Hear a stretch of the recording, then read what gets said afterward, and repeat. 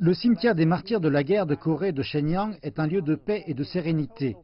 Depuis 2014, un total de 589 ensembles de reliques remis par la Corée du Sud ont été enterrés ici, dont les derniers qui ont été restitués mercredi dernier. Les restes ont été nettoyés, séchés, puis placés dans des cercueils en Corée du Sud avant d'être rendus à la Chine. La plupart du temps, les scientifiques sont incapables de mettre un nom sur les reliques de ces volontaires soldats morts au combat, malgré qu'ils essaient de les identifier en analysant leurs uniformes et leurs munitions. Un service funèbre s'est tenu mercredi matin pour ces 20 soldats morts pendant la guerre de Corée. Parce que leur identité est inconnue, les vétérans présents à la cérémonie ne peuvent les considérer que comme des frères d'armes.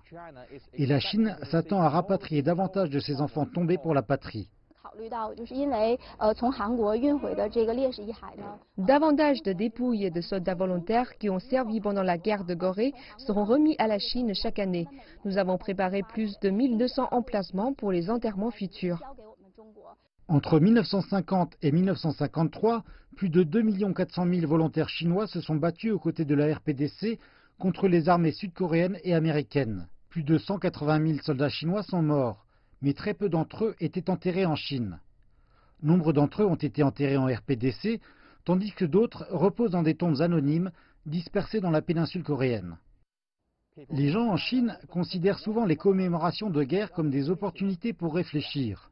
Le souhait de toute ma vie a été exaucé lorsque j'ai vu le nom de mon père parmi le premier lot de restes qui ont été rendus en 2014. Nous venons ici à chaque fête de Qingming. Mon oncle était l'un des soldats volontaires qui sont morts au cours de la guerre.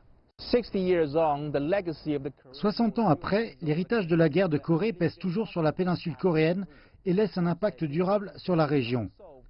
Certains disent que si les différences n'ont pas été résolues par des moyens militaires il y a 60 ans, alors cela vaut toujours pour aujourd'hui. C'est pourquoi cet événement annuel sert de rappel sur l'importance de promouvoir la paix et la stabilité dans la péninsule coréenne.